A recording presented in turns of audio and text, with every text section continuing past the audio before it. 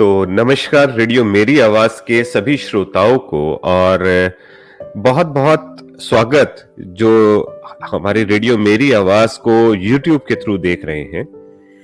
और आज एक ऐसा प्रोग्राम जो शक्ति एक प्रेरणा की जो हमारी सीरीज चल रही है, जिसमें हम उन व्यक्तित्व से आपको मिलवाते हैं जो कि जिनको हम देखते हैं कि वो हमारे प्रेरणा स्रोत रहे हैं। हम उनको देख के उनसे हम चाहते हैं कि हम उनकी तरह बने। और आज हम आपको मिलवाने जा रहे हैं जो मातृशक्ति और हमारे लिए एक बहुत बड़ी प्रेरणा का स्रोत रही हैं। और मैं मानता हूं कि हर बच्ची को, हर उस छोटी बच्ची को भी इस प्रोग्राम को सुनना चाहिए, देखना चाहिए और सीखना ये चाहिए कि किस तरीके से हम अपने उस लेवल को ऊपर उठा सकते हैं। अपनी बात को अगर हर इंसान का एक मन में जज्बा ये रहता है कि मैं जो कहूं उसको दुनिया सुने, मैं जो कहूं उसके बारे में लोग बात करें। और ऐसा बनने के लिए हर इंसान शॉर्टकट्स ढूंढता है, पर जो वो मेहनत जो हम ज्यादातर लोगों को देखते हैं ऊंचाइयों पे बैठे हुए, हम सोचते हैं कि हमें भी ऐसा बनना है। पर होता क्या है कि हम चाहते हैं कि वो ऊंचाइयां वो कभी ये देखते नहीं है कि उन ऊंचाइयों तक जाने के लिए कितनी मेहनत, कितनी जद्दोजहद करनी पड़ती है, तब आप उस लेवल पे आते हैं। और उस लेवल तक पहुंचने के लिए जो जद्दोजहद हम कर रहे होते हैं, हम देखते हैं लोगों को, वो चीज आप तक पहुंचाने के लिए आपके जो प्रेरणा स्रोत हैं वो वहां तक कैसे पहुंचे, उन्होंने क्या झेला है अपने जीवन में, किस तरीके से वो वहां तक पहुंचे, हम इस चीज को दिखाने के लिए आपके बीच में लेके आ रहे हैं आज के हमारे वो गेस्ट जो सही में मेरे लिए, हमारे बच्चों के लिए तो है ही, और मैं चाहूंगा कि आप भी देखें। और वो सबकी एक प्रेरणा स्रोत और एक शक्ति के रूप में है। हमारे बीच है मृगिंका आंचल जी, जो कि नमस्कार मैम। नमस्कार जी आप नमस्कार जी मैम। तो मैम मैम डिप्टी सेक्रेटरी हैं Lok Sabha secretariat parliament of India में। आप बिहार से हैं। और अगर हम आपके बारे में बात करें मैम, आज हम आपसे कुछ भी पॉलिसीज, पॉलिटिकल इश्यूज, इस बारे में कोई बात नहीं करेंगे। आज हम उस हायर रैंक पे बैठे हुए उस बंदे से हम पूछने जा रहे हैं वो क्वेश्चंस जो कि आपकी पर्सनल लाइफ के हैं, आपके जीवन के उस सफर के हैं जो आपने बचपन से यहां तक पहुंचने के लिए आपने सफर तय किया है। और मैम इसी सिलसिले में हम पहले जो अपने श्रोताओं को बता दें कि मृगंका मैम जो है वो बचपन से ही एक स्टार परफॉर्मर रही हैं। 9 साल की उम्र में उन्हें रेड रोज ऑर्गेनाइजेशन से स्टूडेंट ऑफ द ब्लॉक मिला और पार्लियामेंट्री एग्जाम के अंदर वो टॉपर रही है, जो जिस जॉब पे वो आज है। She was ranked first in this exam. बहुत बड़ी उपलब्धि। आज मतलब आप उस पोजीशन पे हैं तो भी आपने ये प्रूव करके कि मैं सबसे ऊपर, तब हम वहां आए। और मैम आज हमारा देश, मैम एक चीज तो आप भी मानेंगे कि हमारे देश में बोला जाता है बेटी पढ़ाओ बेटी बचाओ, लेकिन अगर हम देखें कि सबसे ज्यादा बेटी के ऊपर अत्याचार अगर हम होते हुए देखते हैं तो वो इंडिया को इसमें पीछे नहीं है। डोमेस्टिक वायलेंस में इंडिया पीछे नहीं है। हमारे को अलग से लॉज लाने पड़े हैं महिलाओं के लिए, उनकी सुरक्षा के लिए। हमारे को पुलिस टीम्स बनानी पड़ी है महिलाओं की सुरक्षा के लिए।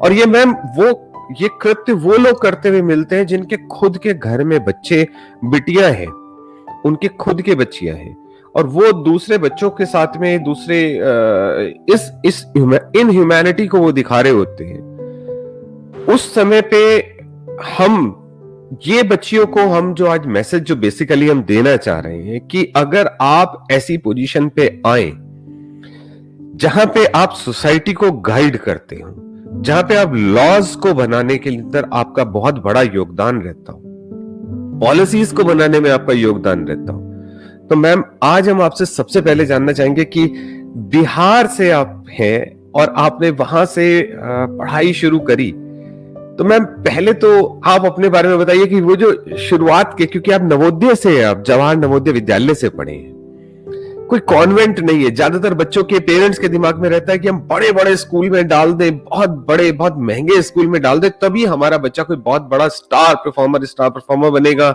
और कहीं बहुत बड़ी पोस्ट पे मिलेगा। तो उस बारे में मैं चाहूंगा कि एक मिथ आप लोगों का दूर कर दे, please ma'am. Thank you Amit ji for giving me this opportunity to clear many doubts जो एट प्रेजेंट बहुत सारे बच्चों के दिमाग में चल रही होती है।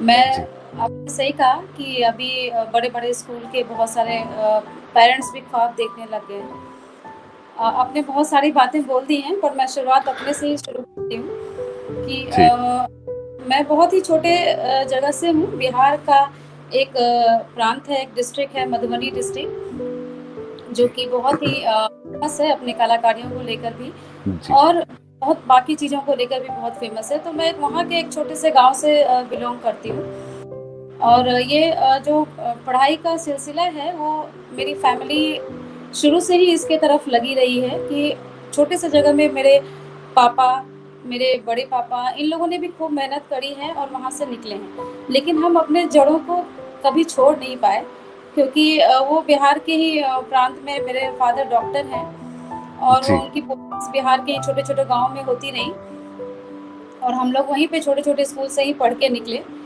तो विद्या जो है, विद्या एक साधन आप कहीं से भी ले सकते हैं। आपके अंदर ये बात होनी चाहिए कि आप खुद क्या करना चाहते हैं। और पहले जो आपने थोड़ा सा, मैं अपने बैकग्राउंड से थोड़ा सा पीछे जाऊंगी। बिल्कुल आपने बिल्कुल। अभी लड़कियों के साथ भारत में ऐसा हो रहा है, वैसा हो रहा है। ये एक समस्या है जो ग्लोबल है, ये सिर्फ भारत में ही और या बिहार के ही जगह पे सिमटी नहीं है। पर जो सबसे अच्छी बात है वो है हमारे भारत के लिए कि हमने इस समस्या का रिकॉग्नाइज किया है।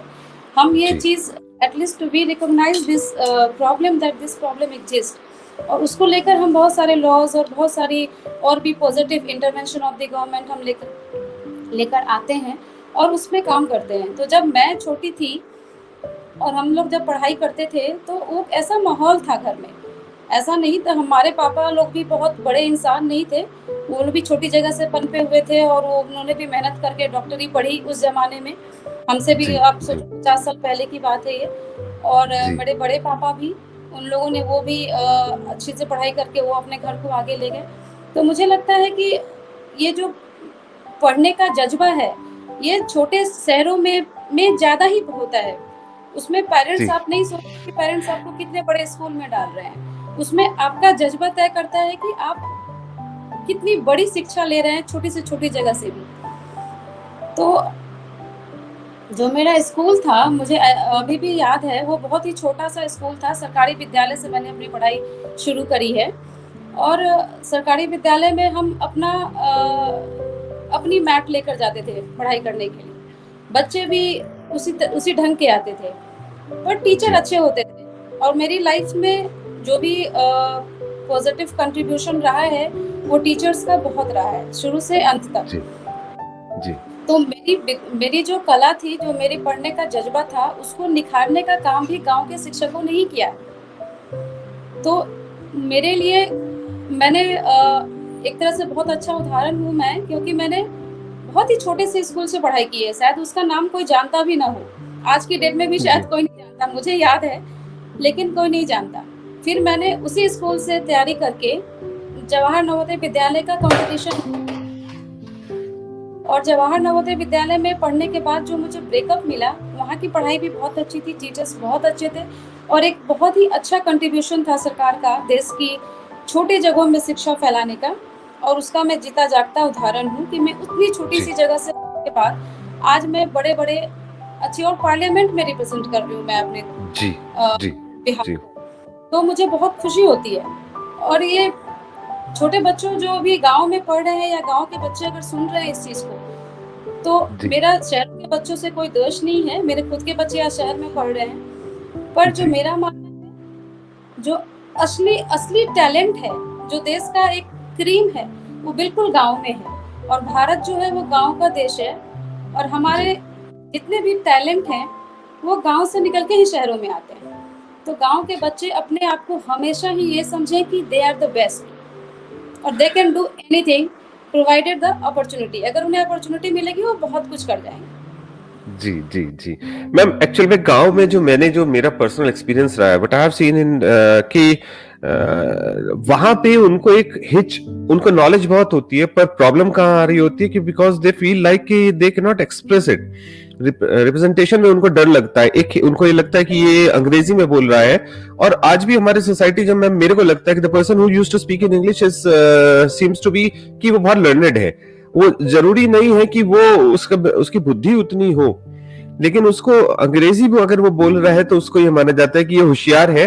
और जो हिंदी भाषी है तो उसको ये माना जाता है कि ये तो बेवकूफ है, इसको तो पता ही कुछ नहीं है। तो ये गांव के बच्चे को एक बस ये मैं भी कहना चाहूंगा गांव के हर उस बच्चे को कि आपको इस बात पे गर्व होना चाहिए कि आप हिंदी में बात कर रहे हैं। और आपको इस बात से कतई भी कोई विदेशी भाषा का आपको कतई भी आपको इस पे वो नहीं होना चाहिए। अगर दूसरा आदमी विदेशी भाषा का इस्तेमाल कर रहा है तो वो बहुत बहुत बड़ा होशियार है, ऐसा बिल्कुल नहीं है। बिल्कुल सही कह रहे हैं आप। इंग्लिश का भी एक अगर आप 2 मिनट दें तो मैं इस पे भी मैं बोल सकती हूँ। बिल्कुल बिल्कुल मैम प्लीज। जब मैं बिल्कुल प्योर हिंदी भाषी हूँ और मैं हिंदी भाषी से ही मैं जब मैंने जवाहर नवोदय विद्यालय की परीक्षा उत्तीर्ण की थी तो उसमें भी इंग्लिश पेपर हुआ करता था, बट हम छोटे मोटे उतनी तो इंग्लिश जानते ही थे और हमने वो निकाल लिया था। वहाँ हमें इंग्लिश में पढ़ना था। फिर जैसे तैसे करके हमने वहाँ तक अपनी मैट्रिक बहुत अच्छे ढंग से फर्स्ट क्लास से निकाल ली। फिर हम हिंदी मीडियम में हम लोग फिर से आ गए। मैंने +2 प्लस अपना ग्रेजुएशन है वो MDDM कॉलेज मुजफ्फरपुर से किया है। वहाँ मैंने इंग्लिश में नहीं पढ़ाई करी, हिंदी में ही पढ़ाई करी है। पर जब मेरा सिलेक्शन JNU के लिए हुआ, जवाहर विश्वविद्यालय, जवाहर जो हमारा आज JNU, कौन नहीं जानता JNU को, जी जी। वहाँ पे हम सडनली हम लोगों को सब कुछ इंग्लिश में करना था। तो उस वक्त थोड़े बहुत तो ऑब्वियसली मैं ये बच्चों को मैं हतोत्साहित नहीं कर रही हूँ। इंग्लिश एक भाषा है जैसी हिंदी है, हमारी भाषा हिंदी है, पर इंग्लिश भी आजकल बहुत ही बोले जाने वाली भाषा हो गई है और मुझे लगता है एक अनिवार्य भाषा हो गई है। जी जी। भी इंग्लिश में भूल चुके थे ऑलमोस्ट, पर हमने मेहनत करी। अगर आप अच्छी इंस्टीट्यूशन में पहुंच जाते हो जहां आपको इंग्लिश पढ़नी पड़ती है तो आप अपनी कैपेबिलिटी पे भरोसा रखो, क्योंकि आप अपनी कैपेबिलिटी से आए हो। मैंने हिंदी मीडियम में JNU का भी एग्जाम पास किया था और मेरा 7th रैंक आया था ऑल इंडिया में, MA इन इंटरनेशनल रिलेशन। मैंने वो हिंदी में एग्जाम दिया था और मुझे आज भी याद है, बस 4.5 क्वेश्चन ही मैं लिख पाई थी और उस पे मेरा 7th रैंक था JNU में भी। तो भाषा का कभी कोई अंतर नहीं पड़ता आपकी योग्यता को और ज्यादा निखारने में। और फिर मैंने जब इंग्लिश किया तो मैंने मेरा MPhil में रैंक 1 था JNU में। वेस्ट एशियन स्टडी मैंने एग्जाम दिया और JNU में इंग्लिश मीडियम से मैंने रैंक 1 प्राप्त किया। तो इंग्लिश के मन का भ्रम है। अगर आप में कैपेबिलिटी है तो आप बिल्कुल हिंदी में भी बहुत अच्छा कर सकते हैं और इंग्लिश में। और ये होम भाषा है, हमारी मातृभाषा है। मेरे बच्चे आज स्विट्जरलैंड में पढ़ रहे हैं, पर मुझे बहुत गर्व है कि मैं उनको हिंदी पढ़ाती हूँ और वो भी हिंदी सीखना चाहते हैं। और उनके स्कूल में भी एक होम बेस्ड लैंग्वेज होनी चाहिए, इस पर बहुत जोर दिया जाता है। तो विदेशों में भी अगर आपको नहीं आती तो ये बुरी चीज है। विदेशों में भी लोगों को लगता है कि आपको अपनी भाषा आनी चाहिए, वो हिंदी हो या कोई भी भाषा हो। जी जी। मैम अभी जो जिक्र आपने किया था, मैम आपको सर्टिफिकेट ऑफ मेरिट मिला है और गोल्ड मेडल मिला है director general human development institute for outstanding performance in public administration, governance, ethics and leadership and so on. Ma'am हम लोगों का सिलेक्शन हुआ था पार्लियामेंट में, तो हमें ट्रेनिंग के लिए MCR चन्ना रेड्डी एक हैदराबाद में ट्रेनिंग इंस्टीट्यूट है, वहाँ पे हमारी ट्रेनिंग थी 3 महीने की, बाकी अलग अलग जगहों पे थी। तो वहाँ पे after end of the training हमारा एग्जाम हुआ था जिसमें I got all these medals. Ma'am आप जैसे स्टूडेंट को, मैम जैसे हमने अपनी लाइफ में देखा, मैम मैं थोड़ा माहौल को वो कर रहा हूँ, आप इसको प्लीज अदरवाइज मत लीजिएगा, क्योंकि जैसे हम अगर देखते थे, हम बोलते थे जो बच्चे जो इतने सारे रैंकर्स होते थे ना, हम कहते थे यार इन्हें सारे दिन पढ़ने का काम है, ये बाहर नहीं निकलने वाले। मैम मैंने देखा वो बच्चे रिसेस टाइम में भी वो बुक्स लेके बैठ जाते थे। हमें बड़ी किल्सन होती थी उन्हें देख के कि यार ये सारे दिन पढ़ते रहते हैं, इन्हें और कोई काम नहीं है क्या, ये हमें डिप्रेशन देते हैं। एग्जाम टाइम में भी दिन रात पढ़ना। मैम आप लोगों से मुझे विशेष करके आपसे जो टॉपर्स रहे, जो रैंकर्स रहे हैं, उनसे एक बात पूछनी है कि क्या कुछ और भी किया आपने पढ़ने के अलावा? आप हर जगह मतलब आप हर जगह टॉप, हर जगह टॉप, हर जगह, कोई दूसरा कोई मौका तो आपने दिया नहीं है। आपने हर जगह दूसरों का मौका तो आपने खत्म कर दिया। मैम आपने फर्दर बीच में मस्ती के लिए क्या करते थे? आपका वो टाइम क्या था जिसमें आप सोचते थे कि चलो अब बहुत अच्छा क्वेश्चन किया आपने। ऐसी बात नहीं है, I was not the first bencher, मैं मिडिल वाली बेंच पे ही रहती थी ज़्यादा। अभी हाल में ही हमारे स्कूल के ग्रुप में भी डिस्कस हो रही थी इस बात की, तो मैं कभी फर्स्ट बेंचर वालों में से तो नहीं रही हूँ। लेकिन ये जो आपने छोटे शहरों की बात पहले कर दी ना, छोटे गाँव की बात कर दी, तो मैं गांव से बिलोंग करती हूँ, जहाँ पे पेरेंट्स का भी पहला फोकस यही होता है कि आपको पढ़ना इज योर प्रायोरिटी। अगर आप पढ़ोगे नहीं तो फिर आप आगे निकलोगे नहीं। तो हमारा पढ़ाई पे, अब मैं इस चीज में फिर आपको बता दूं कि मैं खेल में भी बहुत अच्छी थी। और जब मैं जवाहर नवोदय विद्यालय में मेरा सिलेक्शन हुआ था, बट वही है ना कि अब खेल पे हमारे देश में शुरू में उतना ध्यान नहीं दिया जाता है और हम पढ़ाई पे पूरी फोकस करना चाहते हैं। तो खेल में भी मुझे बहुत मिले हैं प्राइजेस, ऐसा नहीं है, मैं खेलती भी बहुत थी। और पढ़ाई का ऐसा रहा कि हम पढ़ाई पे इतने ज़्यादा फोकस इसलिए हम लोग का रहता था, एक अपने इंटरेस्ट में भी होता है कि मुझे अभी भी पढ़ना पसंद है, अभी भी मैं पढ़ती हूँ। बट ये है कि चीज़ें आती रहती हैं, आपको भरमाने के लिए आती रहती हैं, बट पढ़ाई का नॉलेज गेन करने का जो आप में जज्बा है, हर कुछ सीखना चाहते हो, तो ये शुरू से ही होते हैं। मैं मस्ती के लिए बहुत कुछ करती थी। मैं पढ़ने का उसमें भी मैं स्टोरी बुक्स काफ़ी पढ़ती थी। तो जो नंदन, चंपक, सुमन, सौरभ आते थे जी ना, जी जी मुझे जी याद है कि मैं 1 से 2 दिन लगते थे मुझे पूरे खत्म करने में। तो वो पूरे मतलब और गाँव में लाइब्रेरी नहीं थी। और इसका मुझे ये बहुत अफ़सोस था अभी जब मैं बड़ी हुई, चूँकि पहले मुझे पता नहीं था कि लाइब्रेरी जैसी कोई चीज़ भी होती है, जहाँ आपको किताबें फ्री मिलती हैं पढ़ने को। हमारे स्कूल में ऐसा लाइब्रेरी नहीं था, लेकिन जैन नवोदय में था। तो जी बुक्स पढ़ना भी मस्ती थी, बुक पढ़ने में भी बहुत मज़ा आता है। और बाकी खेल-कूद भी करते थे हम लोग, बाकी भी मैम मस्ती करी। कोई ऐसी शरारत जो आपको याद हो कि मैंने ये सबसे बुरा काम किया था और वो मेरे को आज भी आप हंसते हो अपने बच्चों को बता के कि ये मैंने बहुत भी शरारत करी थी जब मैं छोटी थी, जब मेरी बच्ची थी? जब मैं नवोदय में मेरा सिलेक्शन हुआ था, ये तो बहुत एक टचिंग मेरा स्टूडेंट लाइफ का एक पार्ट भी है। तो मेरा दिमाग बहुत चलता था, मैं ना स्थिर नहीं, जी बहुत कम ही। तो जब हम लोग एक दिन मेरी तबीयत ठीक नहीं थी और हम लोग स्कूल नहीं गए। छात्रावास में थे हम लोग, नवोदय एक रेसिडेंशियल स्कूल है। जी जी तो जी गए नहीं कहीं, मैं छोटी थी, मुझे लगता है मैं 9-10 मतलब फर्स्ट ईयर था हमारा, क्लास 6 में रही होंगी या 5 में, हाँ 6 में रही होंगी। तो हमने एक हमारा हॉस्टल था जिसमें हम कहीं से एंट्री नहीं कर सकते थे, हम दीवार फांद के एंटर कर सकते थे। और तो मैं बैठी हम लोग ऐसे ही हाइड एंड सीक खेल रहे थे और हमें समझ में नहीं आया, और मैंने उसको अपनी सीढ़ियों के कॉरिडोर से उस पे छलांग लगा के दोनों रूम बंद करके मैं वहाँ छिपी हुई थी और उसका दरवाजा बाहर से बंद था। और फिर अचानक से जब स्कूल में फिर जब छुट्टियां हुई तो स्कूल आने लगे फ्रेंड्स, तो मैं खोलना भूल गई और मैं बाहर निकल गई दीवार फिर से छलांग लगा के। और वो पूरे स्कूल में हमारे प्रिंसिपल आ गए, सारे टीचर्स आ गए, जितने हमारे डॉर्मेट्रीज के टीचर्स थे सब आ गए। किसी को पता नहीं चला कि वो बंद कैसे हुआ। तो मैंने बंद छलांग लगा के किया था, उस पे छलांग लगाना भी बहुत मुश्किल था।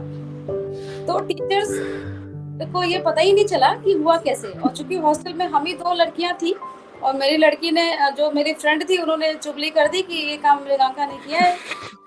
तो उन्होंने मुझसे पूछा कि कैसे किया, और मैं जब बता रही थी तो उनको बड़ा आश्चर्य हो रहा था कि ये कैसे कैसे हो सकता है। तो उसमें मुझे बहुत डांट पड़ी थी प्रिंसिपल से। मतलब अभी शायद एप्रिसिएशन की बात हो चुकी, बाद में जो 2 टीचर्स थे हमारे नवोदय के, उन्होंने मुझे बोला कि इट वाज माइंड वर्क और कोई और इस चीज़ को नहीं कर सकता था, तुमने वहाँ तक जी दिमाग, that is also a great thing. But मुझे डांट बहुत ही भयंकर वाली डांट पड़ी थी। मैम कभी पापा से डांट पड़ी है? मम्मा से तो पड़ी होगी तो हम मानते हैं, लेकिन कभी पापा से भी पड़ी? बहुत ज्यादा पापा से हम लोग अभी भी इतने ज्यादा डरते हैं। और बहुत ज्यादा पापा हमारे डॉक्टर हैं, बट उनका he is very strict person in family, तो हम लोग सब डरते हैं। और जब हम छोटे थे तो पापा जब हॉस्पिटल से लौटते थे तो हम लोग अपनी चेयर पर बैठे होते थे तो हम खड़े हो जाते थे, हम इतना डरते थे पापा से। और अभी भी है ये डर थोड़ा बहुत। हम अभी भी अपने मतलब मम्मी पापा दोनों को, हम लोग बहुत ही तीनों भाई बहन, हम एक मेरी बड़ी सिस्टर हैं, एक बड़े भैया हैं और मैं हूँ, और हम तीनों बहुत ही रिगार्ड करते हैं मम्मी पापा की। और मेरे पापा मम्मी लोग हैं भी उस तरह के। मेरे पापा की अगर मैं उनके लिए 2 लाइन बोलूँ तो बिल्कुल। उनकी विचारधारा है, वो सरकारी डॉक्टर हैं, अब तो रिटायर हो गए, बट उन्होंने कभी भी कोई प्राइवेट प्रैक्टिस नहीं करी। और ये कह के कि सरकार ने मुझे पैसे इसीलिए देते हैं सरकार ने क्योंकि मुझे वो जन सेवा करनी है। तो जो वैल्यूज होती है ना सेवा के की, सोसाइटी के प्रति, देश के प्रति, वो आपको फैमिली से ही मिलती है। तो इस मामले में मेरे पापा मम्मी और मेरी पूरी फैमिली इस तरह से रही है कि मतलब मैं बाद में आपको बताऊंगी कि मैंने शादी भी इंटर रिलीजियस करी है, तो कभी भी ये बात दिमाग में आई नहीं क्योंकि घर में वैल्यूज ऐसे नहीं थे। घर के वैल्यूज बहुत मैम ही मैम तो आपकी शादी का आपने जिक्र किया अभी, आपने कहा इंटर रिलीजियस शादी करी है।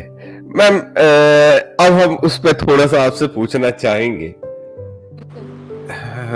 मैम डेफिनेटली लव मैरिज रही होगी। हाँ जी बिल्कुल। अब मैम घर वाले ऐसा तो है नहीं वो राजी एकदम हो गए होंगे? बिल्कुल नहीं था। दोनों ही तरफ के।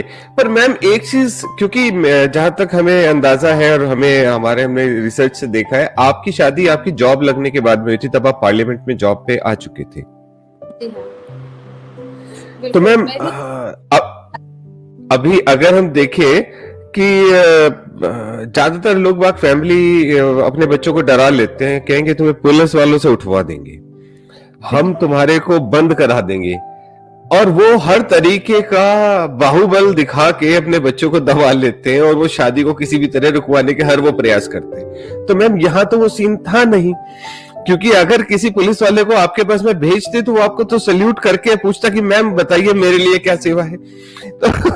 तो अब यहाँ पे तो आपने उनका ऑप्शन खत्म कर दिया था कि वो किसी भी तरीके से चाहे वो वधु पक्ष की तरफ से चाहे वर पक्ष की तरफ से, वो पुलिस का और प्रशासन का तो सीन नहीं था। तो फिर उन्होंने क्या क्या तरीके अपनाए आपको समझाने के, मनाने के, डराने के? वो क्या था जिसको आपको सबसे ज्यादा फेस करना पड़ा? देखिए बिहार या किसी भी भारत में, कि मैं ऑल ओवर इंडिया की बात करूं, बिहार को मैं लिमिट नहीं करना चाहती में। कभी भी लड़कियां पढ़ रही होती हैं और एक सर्टेन एज तक पहुंच जाती हैं तो पेरेंट्स को स्वाभाविक चिंता होती है कि उनकी शादी हो जानी चाहिए, भले ही वो पढ़ रही हूँ। बट जेएनयू में आने के बाद मुझे ऐसा लग रहा था कि मैं बहुत अच्छी सी जगह पे पहुंच गई हूँ जहाँ मैं जो करना चाहती हूँ मैं वो कर सकती हूँ, क्योंकि जेएनयू जैसा माहौल मुझे पहले नहीं मिला पढ़ाई के लिए कभी भी। और हर जगह जहाँ भी मैं रही हूँ मुझे थोड़ी बहुत डिफिकल्टीज फेस करनी पड़ी है, कभी अपनी विचारधाराओं को लेकर, कभी अपने बहुत सारी चीज़ों को लेकर मुझे बहुत कुछ सुनना पड़ा है और आगे बढ़ने के लिए बहुत सुनना पड़ा है। बट जेएनयू जैसी जगह पे आके मुझे लगा कि यहाँ पे कोई भी बंदा जो कुछ करना चाहता है अपनी ज़िंदगी में, वो उसको सही माहौल मिल सकता है अगर वो उस सही दिशा में आगे जा रहा हो तो जेएनयू में आने के बाद जब मेरे पेरेंट्स को लगा कि मैंने एमए एमफिल भी, मेरा जब फर्स्ट रैंक आया तब उन्होंने मुझे थोड़ा सा टाइम और दिया कि आप और भी कुछ करना चाहते, क्योंकि उस समय तो वही इंग्लिश हिंदी वाला चक्कर ही चल रहा था। एमए में मैं हिंदी मीडियम से आई थी तो मैंने फिर इंग्लिश में करके, फिर जब एमफिल में मैंने रैंक 1 प्राप्त किया तब मेरे पेरेंट्स को भी लगा कि ये कुछ करना चाहती है तो इसको टाइम देना चाहिए। फिर मैंने यूपीएससी की तैयारी और कंपटीशन की तैयारी शुरू की। मैं एक चीज़ क्लियर कर दूं, मैं कभी भी यूपीएससी फोकस्ड नहीं थी कि मुझे यूपीएससी ही निकालनी, मैं बस कंपटीशन की तैयारी कर रही थी कि मुझे कंपटीशन की तैयारी करनी है। तो उसमें जब मैं तैयारी करने के दौरान शादी की बात आई, उसी दौरान मेरी बशीर एमए में नहीं थे जेएनयू में, वो एमफिल में आए। तो जब मैंने तब एमफिल में ही मैंने पढ़ाई अपनी कॉम्पिटिशन शुरू की थी और फिर मेरी बशीर से मुलाकात हुई। तो मिलने के बाद मुझे ये, जब मैं किसी से भी बात करती हूँ तो उन्हें बड़ा आश्चर्य होता है कि तुम्हें कैसे पता नहीं चला कि बशीर मुस्लिम है। पर ये मैं बहुत ही गर्व के साथ बताऊंगी आपको कि अगर मुझे ये नहीं पता चला कि वो मुस्लिम है, तो इसमें भी मेरे पूरे फैमिली की जो फैमिली वैल्यूज हैं, जहाँ मैं बड़ी हुई हूँ, वो उस चीज को जाता है। तो मेरे जब जब पता चला कि मैं शादी नहीं करूंगी और मैं कुछ करके करूंगी और फैमिली से भी परमिशन मिल गई, तो फिर मैंने किसी को बताया नहीं कि हाँ कोई है और इसलिए नहीं करूंगी, बस मैं पढ़ाई कर रही हूँ। पर जब मेरा सिलेक्शन पहले हो गया बशीर से और मैं इस पार्लियामेंट के एग्जाम में फर्स्ट आ गई, तो मैंने डिसाइड कर लिया कि मैं यहाँ ज्वाइन करूंगी। तब मेरे फैमिली से बात आई कि आपको शादी के लिए तो अब कोई बहाना नहीं बचा है, आपको शादी तो करनी पड़ेगी। जी।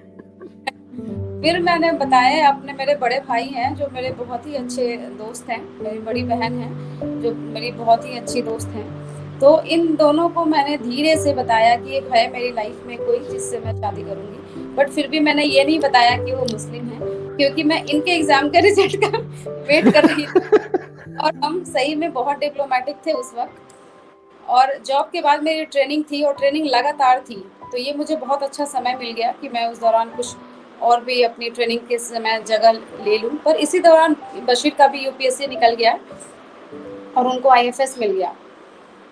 तो मुझे फैमिली को बताना ज़रूरी था, क्योंकि मैंने उनको बोल दिया था कि यूपीएससी के एग्ज़ाम का रिजल्ट का वेट कर रहे हैं। तो फिर मैंने नाम इनका गलत बताया हुआ था और अभी भी मेरी पूरी फैमिली में उनको उसी नाम से बुलाते हैं। तो जब मैंने बताया तो फैमिली में बहुत ही विरोध हुआ, कोई तैयार नहीं हुआ और हम बाहर खाना खा रहे थे, मैं और मेरे भैया। जब मैंने उनको बताया तो उन्होंने पूरा खाना ऐसे ही छोड़ दिया, कुछ भी नहीं खाए, होटल में थे हम और निकल गए। बहुत बहुत उनका चेहरा इतना ऑफ था कि मैं याद भी नहीं करना चाहती हूँ शायद उन दिनों को। और बहुत बहुत नाराज़गी थी फैमिली में। मेरे पापा उस वक्त सिविल सर्जन थे और उन्होंने भी मेरा गुस्सा बहुत लोगों पर निकाला, लेकिन शादी के लिए तैयार नहीं थे। फिर मैं अपनी ट्रेनिंग के दौरान ही मैंने पापा को एक चिट्ठी लिखी और उस चिट्ठी में मैंने उनको बताया कि मैं क्यों बशीर से शादी करना चाहती हूँ और मैं क्यों कर पा रही हूँ ये सारी लड़कियाँ इतनी हिम्मत नहीं कर सकती कि वो इस तरह आगे बढ़ जाएं और अपनी फैसले पर अडिग भी रहें। तो अगर मैं ऐसा कर पा रही हूँ, ये सब भी आपकी बदौलत ही है और मेरे अपनी फैमिली वैल्यूज़ हैं जो कि मैं इंटैक्ट रखना चाहती हूँ। और बस मैंने उनको इतना मना लिया कि आप एक बार बशीर से मिल लो, अगर आप कहोगे नहीं करना तो मैं कभी शादी नहीं करूँगी। तो बशीर से मिलने के बाद तो नहीं का सवाल ही नहीं था। वो बहुत अच्छे इंसान हैं, बहुत, कभी आप फ्यूचर में उनसे मिलें तो ये चीज़ आप खुद कहेंगे कि वो बहुत ही अच्छे इंसान हैं। और ही इज़ एथिस्ट, वो बिल्कुल, उनको मैं बहुत ऑर्थोडॉक्स हिंदू हूँ और मैं रोज़ पूजा करती हूँ, बिना पूजा किए मैं नाश्ता नहीं करती।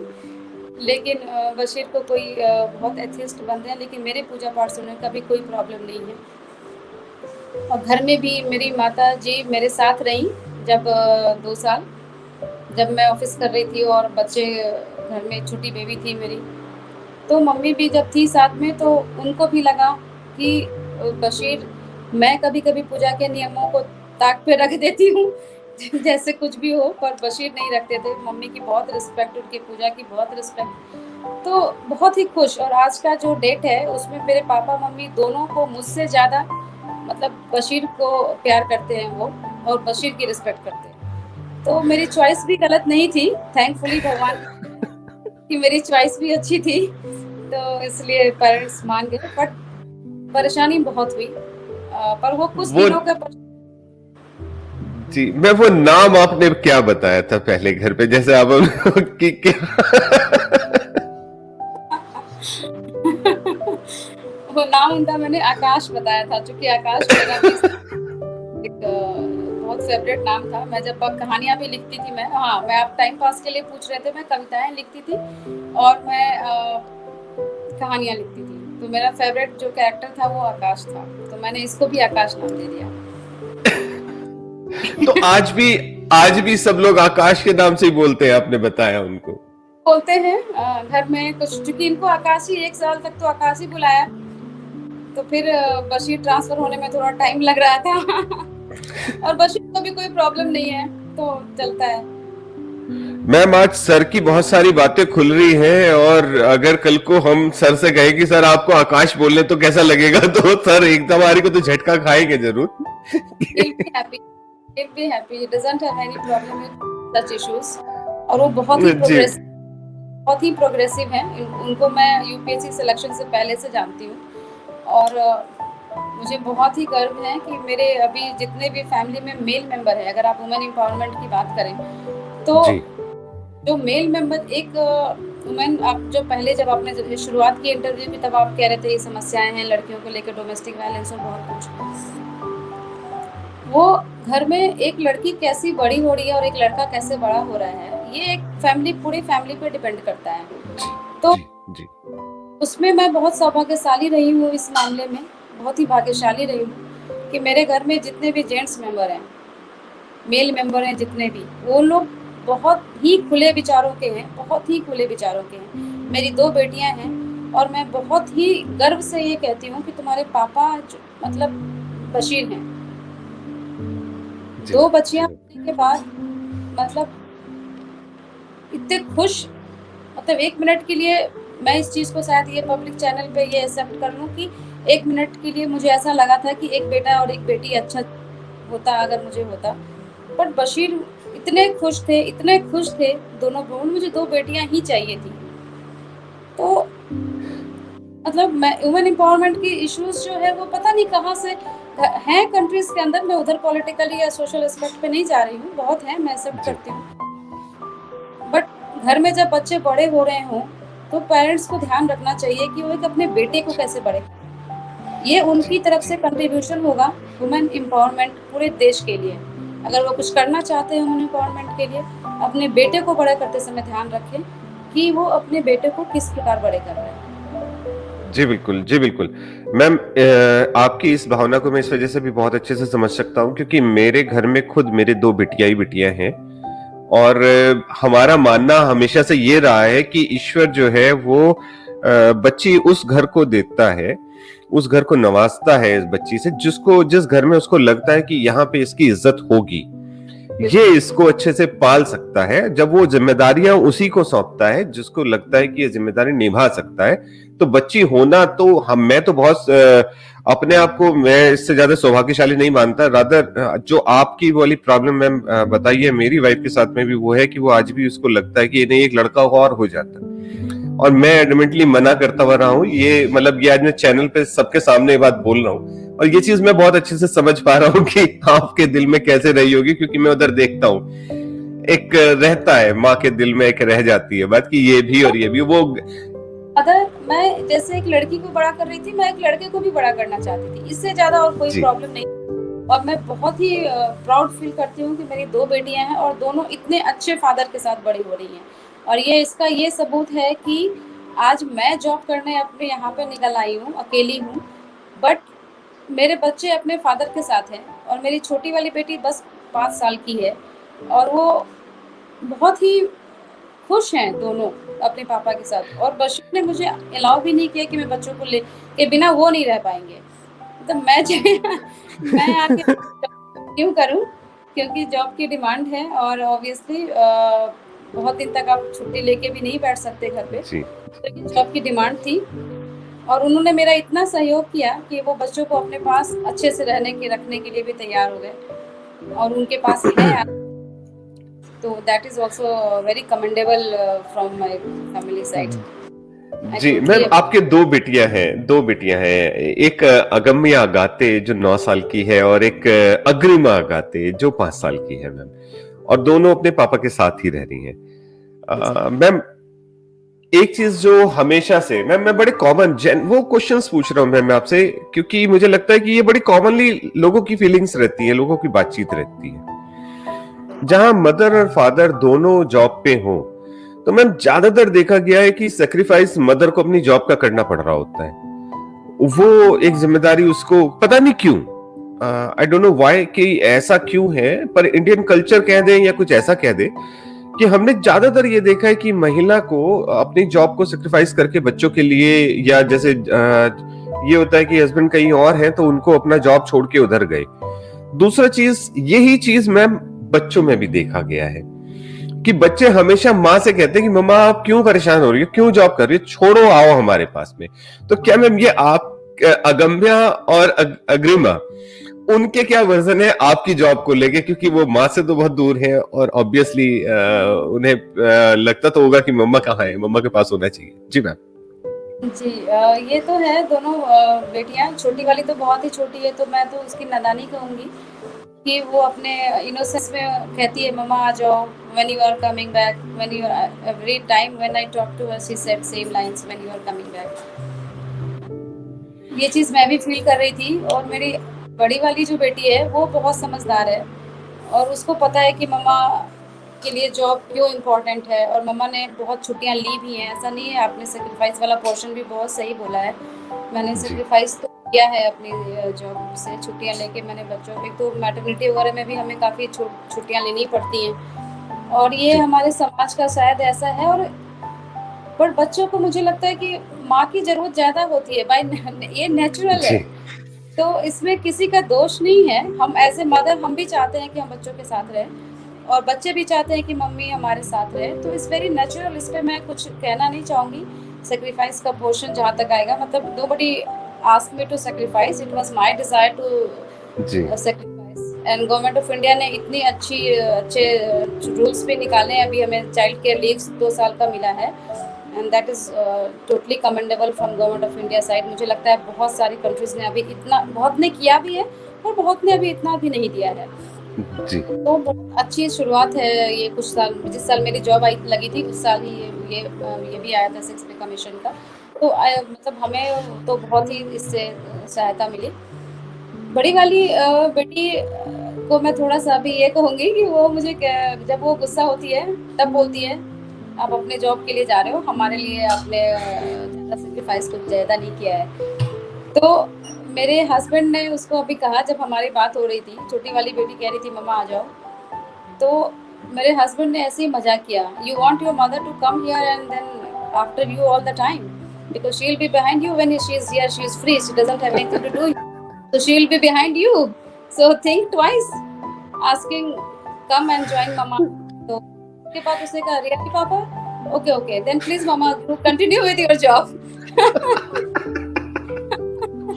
So, तो इस तरह से हम बच्चों को थोड़ा-सा लाइट रखते हैं कि ऑब्वियसली जब घर पे मैं होती हूँ तो उनके पीछे तो रहती हूँ, ये कर लो, वो कर लो। तो मेरे हस्बैंड ने ऐसी बात कह दी कि दोनों ने एक दूसरे को देखा, "no mamma you can continue your job." हाँ भाई ठीक हो।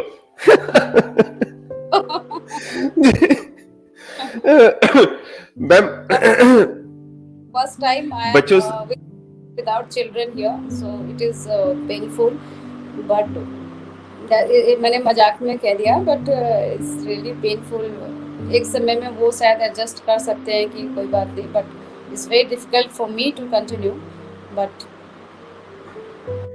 मैम जैसे आज की तारीख में कोविड का टाइम चल रहा है, और मैम ये हम हर एक से, जो भी सेलिब्रिटी, जो भी शख्सियत जिसकी आवाज में हमें लगता है कि उसकी आवाज सुन के लोग बाग, जैसे आज भी हम आपका जो ये ऑडियो और वीडियो जो हम एयर करेंगे, तो उसमें भी मैम हम ये चाहते हैं कि जो लोग आपको सुन रहे हैं, आप उन बच्चों को समझाएं, और आप क्योंकि मैम बहुत सारी चीज आप कुछ चीज ऐसी होती हैं जो कि सबको पता होने के बावजूद भी हम उसको इग्नोर कर रहे होते हैं।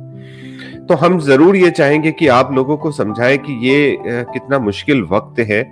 और मैम दूसरी चीज हम आपसे ये पूछना चाहेंगे कि इस मुश्किल वक्त में, क्योंकि ये ना तो जाति देख रहा है, ना ये धर्म देख रहा है, ना ये अमीर देख रहा है, ना ये गरीब देख रहा है, ना ये बच्चा देख रहा है, ना ये बूढ़ा देख रहा है। आज की तारीख में जिंदा रहना कितना जरूरी हो गया है। आप यहाँ पे अकेले हैं। एक मैम चाहे कुछ भी कहें, एक आदमी वैसे ही अकेले में अपनी फैमिली से दूर, वो वैसे ही बहुत परेशान रहता है।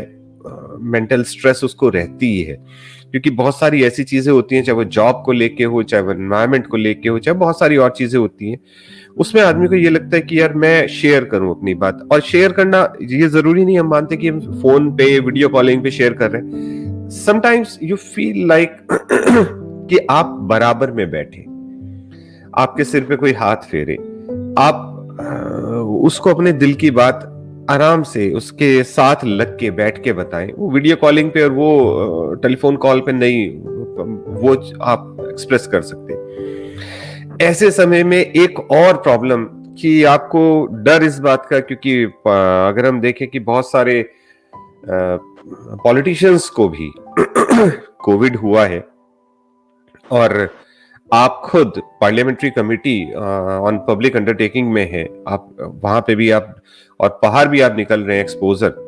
तो मैम आप लोगों को क्या समझाना चाहेंगे, क्योंकि अगर लोगों ने बेवकूफियां बंद कर दी तो ये कोविड रुक सकता है, इसको हम चेकआउट कर सकते हैं। हम ये मानते हैं कि हमें जिम्मेदारी निभानी पड़ेगी, हमारी अपनी जिम्मेदारी हमें निभानी पड़ेगी। तो मैम उसके लिए आप कुछ कहना चाहेंगे? दो तीन चीज़ें हैं, मैं शुरू से ही शुरू करती हूँ। बच्चे अभी जो आपने एक बार बीच में आपने जिक्र किया था कि आपके फादर कितने स्ट्रिक्ट थे, तो मैं बोलूँ बहुत ही ज़्यादा स्ट्रिक्ट थे, बहुत ही ज़्यादा स्ट्रिक्ट, और अभी भी हम उनसे डरते हैं, इतने स्ट्रिक्ट। बट और बहुत सारी पाबंदियाँ भी थी जब हम छोटे थे, बट उन पाबंदियों ने, उन स्थितियों ने हमें सपने देखना बंद नहीं कराया। सपना देखना बहुत अच्छी चीज़ होती है। अगर आप सपने देखते हो तो आप उस सपने को अचीव कर सकते हो। अगर आप सपने देखोगे ही नहीं तो उसको अचीव ही ना करोगे। तो पहली बात तो मैं ये कहूँगी कि सपने देखना बहुत ज़रूरी है। अक्रॉस द कहीं भी आप कोई भी जी। बच्चे हो, बड़े हो, कोई भी हो, सपने देखना बहुत ज़रूरी है, और उनको पाने की तमन्ना तभी आप करोगे, उसी के लिए आप कड़ी मेहनत करोगे। दूसरी चीज़ जो अभी सिचुएशन है, आपने कोविड की बात करी, और बहुत, मैं महात्मा गांधी को बहुत रिलीजियसली फॉलो करती हूँ। मैं महात्मा गांधी के सारे प्रिंसिपल्स मुझे बहुत पसंद हैं। He is my favourite person, he is my single most favourite person, जिनको मैं जितनी बार पढ़ूँ मुझे लगता है मैं फिर नई कुछ बात सीख रही। उन्होंने जो प्रकृति के लिए कहा था, इसलिए उनकी इतनी ज़्यादा रिस्पेक्ट करती हूँ, मैं भगवान मानती हूँ उनको। क्यों? क्योंकि उन्होंने जो प्रकृति के लिए कहा था कि प्रकृति आपको उतना दे सकती है जितना आपको चाहिए, लेकिन आपने लालच कर दी है इतनी ज़्यादा, तो वो आपको कहीं न कहीं तो भुगतना पड़ेगा। और हम आज वही अपना दिन देख रहे हैं जो बहुत पहले महात्मा लोग कह के गए हैं। प्रकृति का को उतना ही यूज़ करो जितना आप कर सकते हो। आपने ज़रूरत से ज़्यादा कर ली है। प्रकृति हमें सब कुछ देती है, हमें प्रकृति पाल रही है। कभी-कभी हम गलतफ़हमी में जी लेते हैं कि हम प्रकृति को नर्चर कर रहे हैं। बहुत ही बड़ी गलतफ़हमी है। प्रकृति हमें पाल रही थी, पाल रही है और आगे भी पालेगी। तो जो प्रकृति आपको पाल रही है, पूरे ह्यूमन काइंड को पाल रही है, अगर आप उससे छेड़खानी कर रहे हो, तो इतना तो जानो कि ये प्रकृति मदर है, और मदर अपना जी। कोर्स ऑफ एक्शन खुद भी अपने लिए ले सकती है। और मुझे ये जी। कोरोना बिल्कुल ऐसा ही समझ में आता है कि ये प्रकृति अपने लिए, अपने आप को बचाने के लिए, क्योंकि अब वो बीमार पड़ रही है। अगर प्रकृति जी। ने अपने आप के लिए अपना नहीं निकाला कुछ तरीका, तो फिर हम मनुष्य शायद उनको उस स्थिति तक ले जाएंगे जहाँ से वापस आना भी मुश्किल हो। अब रही तीसरी बात कि उनके लिए हमें क्या करना चाहिए। कोविड उसका ही एक नमूना हमें प्रकृति अभी दिखा रही है, एक छोटा सा वायरस जिसको हम पूरी ह्यूमन काइंड भी नहीं झेल पा रहे हैं, और उससे आज पूरा जमाना, पूरा विश्व लड़ रहा है। अब मांगने का वक्त नहीं है। अभी आपको सरकार आपके लिए क्या, मैं बहुत सारे पोस्ट देखती रहती हूँ, पब्लिक पोस्ट, बहुत सारी चीज़ें, लोग बहुत सरकार को गालियाँ दे रहे हैं, पब्लिक अथॉरिटीज़ को बोल रहे हैं, बहुत कुछ। पर ये समय इस चीज़ का नहीं है। मैं सबसे गुजारिश करना चाहूँगी कि आप घर से कम निकलें। बहुत सारे व्यवस्थाएं सरकार लेके आई है, बहुत सारे मेजर्स अभी खुद सरकार लेके आई है, वर्क फ्रॉम होम अलाउ किया है, और भी बहुत सारी चीज़ें जितना हो सकता है सरकारें कर रही हैं। पर एज ए रिस्पॉन्सिबल सिटीजन और एक अच्छा इंसान होने के नाते आप वो सब फॉलो करें जो आपसे अभी कहा जा रहा है। मास्क लगा के बाहर निकलें, लोगों से बहुत कम मिलें, या मैं तो कहूँगी बिल्कुल ही ना मिलें। अगर कोई ज़रूरत नहीं है, अगर आप एक महीने भी अगर आप सरकार का साथ देते हैं, उनकी व्यवस्थाओं में उनको उनको अपना काम ही कर लेने दें, तो इस बीमारी से हम बच सकते हैं। और बिल्कुल ही बचेंगे, क्योंकि हमारे अंदर भी जो एक जीने की क्षमता है वो, और मदर नेचर हमारे साथ तब ही रहेगी जब हम उस चीज़ के लिए भी लड़ाई करेंगे। तो मेरा ये मानना है कि हम प्रकृति के साथ रहें, प्रकृति के साथ चलें, और अभी एज ए रिस्पॉन्सिबल सिटीजन जितना हमसे सरकार कह रही है उतना भी करें, और अपनी तरफ से भी कोशिश करें कि हम उन लोगों को जो, जैसे बहुत, अभी मैं जिस एरिया में रहती हूँ, मैं जब बाहर निकलती हूँ तो बहुत उस तरह के जो हमारे बहुत छोटे इसमें हैं लोग, जिनके लिए अभी काम पे निकलना भी बहुत ज़रूरी है, उनको भी समझाएं और अपनी तरफ से मदद करें, मास्क देकर, सैनिटाइज़र देकर, और उनको बताकर कि वो कैसे अपने आप को अलग रख सकते हैं इस बीमारी से। तो हम लोग भी जी कर रहे जी हैं और आप सभी भी कर रहे हैं। जी। मैम, जैसे अगर अभी हम बात करें कि आपने ये सब बताया, इस सब सीन को लेके चले, लेकिन जब भी सोशल मीडिया का एक जिक्र आया कि आपने पोस्ट देखी, मैम सोशल मीडिया पे हम लगातार देख रहे हैं कि सोशल मीडिया पे अनर्गल पोस्ट आ रही है, और मेरा अपना मानना है, मैं किसी को नहीं कहूंगा कि इसमें ये, मेरा अपना मानना है कि शायद इंडिया की जनसंख्या, उसमें से बहुत सब लोग पढ़े लिखे नहीं हैं, और वो चीज जैसे हम एक इस तरीके से कहें कि एक अनाड़ी के हाथ में हथियार दे देना, तो वो दूसरे को भी नुकसान पहुंचाता है और अपने को भी नुकसान पहुंचाता है। तो मेरा मानना तो ये है कि सोशल मीडिया ने बहुत बड़ा अभी दुनिया में रोल तो प्ले किया है, पर इंडिया में भी हम मान के चलेंगे कि इसने बहुत सारी जगह नुकसान किया है, बहुत फायदे भी किए हैं बहुत जगह पे, लेकिन बहुत सारी जगह नुकसान भी किया है। तो मैम, आप आपके अपने व्यूज, या आपको क्या लगता है कि सोशल मीडिया हमारे लिए एक वरदान है या अभिशाप है? Social media,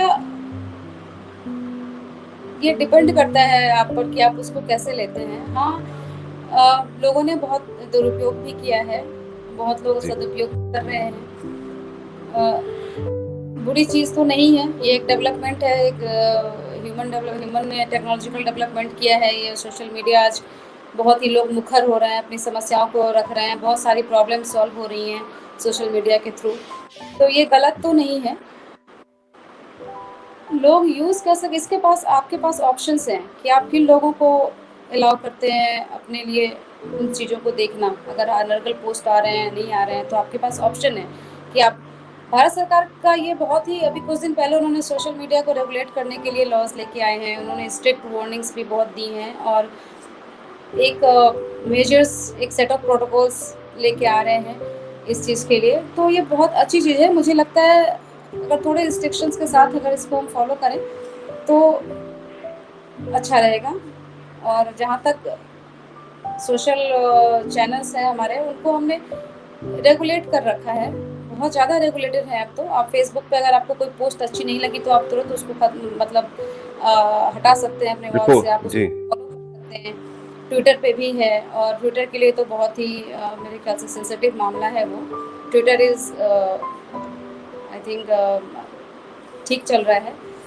ji Facebook and Insta वगैरह भी social media is, it depends कि आप किस तरह के लोगों को फॉलो करने दे रहे हो। There is a ample restrictions there, it's not earlier that was the situation when anybody can write anything, anybody can say anything, or anybody can follow, but अभी तो ये चीज़ें नहीं हैं। Now we can regulate by yourself, तो ठीक है, फिर आप उस चीज़ को फॉलो कर सकते हैं, हम फायदे ले सकते हैं। अब वही है, हम बचपन में हम लोग पढ़ते थे विज्ञान वरदान है अभिशाप, तो वो अभी भी लड़ाई चली आ रही है, अभी कभी अभिशाप हो जाती है, कभी वरदान हो जाती है। तो social media is ma'am, also like same.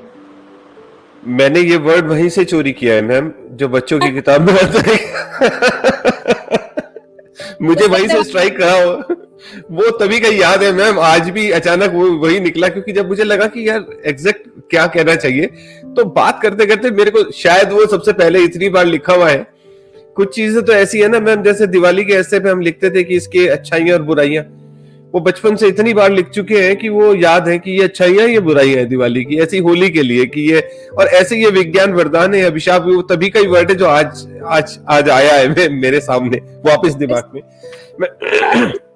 अच्छी चीज ज्यादा है, खराब तो अब आप पे डिपेंड करता है। हम नए नए आविष्कार हो रहे हैं, बट उसको यूज कैसे करना है always depend on human kind. अगर हमने उसको अच्छी चीज के लिए यूज किया तो ये बहुत अच्छी है, और अगर हमने उसको, कितने सारे न्यूज हैं आपको तुरंत पता चल जाती है, बहुत सारी चीजें हैं, अच्छी चीजें भी हैं। अब हमें देखना है हम उसके किस पक्ष को ज्यादा देखते हैं। जी, क्योंकि मेरा मानना ये है मैम कि जैसे ही हम रिस्ट्रिक्शंस लगाते हैं तो बहुत सारे ऐसे जो अपने आप को बुद्धिजीवी भी बोलते हैं, और बहुत सारे ऐसे लोग जो कि वो अभिव्यक्ति की आजादी के ऊपर हमला बताने लगते हैं, जबकि उन्हें इस चीज को सोचना चाहिए कि आप अभिव्यक्ति की आजादी की बात कर रहे हैं, तो अगर आप अपनी अभिव्यक्ति अच्छे तरीके से कर रहे हैं तो कोई रिस्ट्रिक्शंस नहीं है। आप अगर अपनी अभिव्यक्ति गलत तरीके से कर रहे हैं तो उसके ऊपर रिस्ट्रिक्शंस है, और उसके ऊपर रिस्ट्रिक्शंस होनी चाहिए। वो बुद्धिजीवी हैं, उनके पास समझनी चाहिए, क्योंकि बहुत सारे ऐसे बेवकूफ हैं दुनिया में जो कि पता नहीं क्या क्या अलग अलग लिख रहे हैं, घटिया घटिया भाषा का इस्तेमाल कर रहे हैं, अपशब्दों का इस्तेमाल कर रहे हैं। तो उसके ऊपर तो रिस्ट्रिक्शंस होनी चाहिए, और नहीं होंगे तो अभिव्यक्ति की आजादी का मतलब ये नहीं होता कि आप खड़े होकर सड़क पर बाहर किसी को भी गाली देने लगे। ये अभिव्यक्ति की आजादी नहीं है।